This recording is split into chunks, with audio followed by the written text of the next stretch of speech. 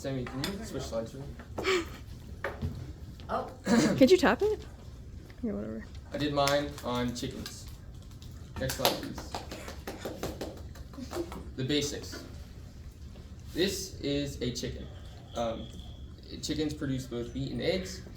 For humans, obviously, some interesting facts. They can fly up to 40 or 50 feet, but they can't fly that high. They can only go about 10 feet up.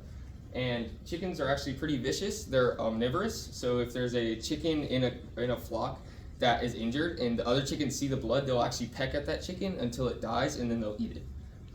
Next slide, please. The origins of the chicken. So this is what's known as the red jungle fowl. Its original habitat is South and Southeast Asia in bamboo forests, and this is what the chicken evolved from, and this is where it was originally domesticated. Next slide. That's South and Southeast Asia, where the original habitat of the red jungle fowl. Next slide.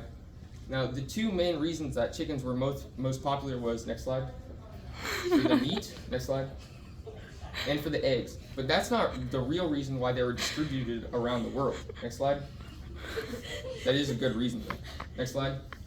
The real reason was for a sport known as cockfighting, where two roosters where they're often affixed with spurs on their legs, are put in a ring, and they fight until one is incapacitated and one is dead, or one dies. And this is often people bet on this, and it used to be a really popular sport, although it is illegal in many places now. Next slide. Let's talk about eggs, because as soon as I said chickens, all y'all thought about eggs. Next slide.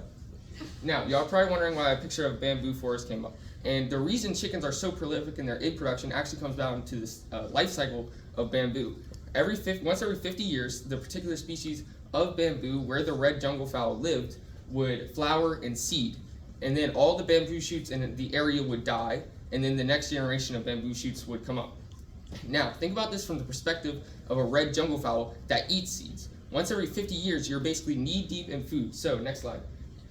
They were evolutionarily motivated to reproduce rapidly in periods of high food availability.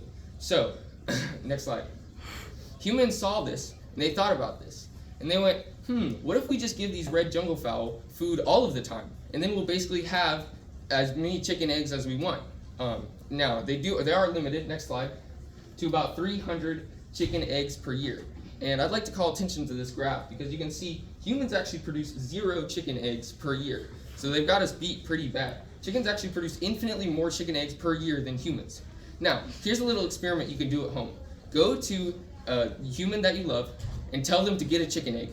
10 out of 10 times they will steal it from a chicken. Think about that. Next slide.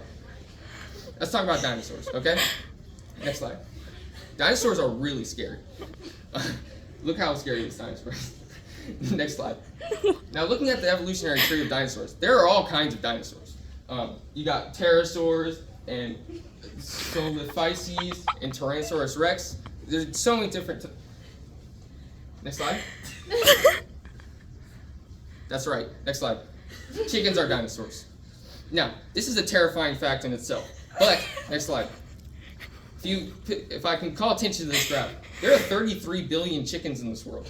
That's 4 1/8 chicken to every human on the planet. That includes babies and elderly people. Keep that in mind. Now, this is a terrifying fact in itself, but it becomes even more terrifying when you realize that, next slide, chickens are dinosaurs.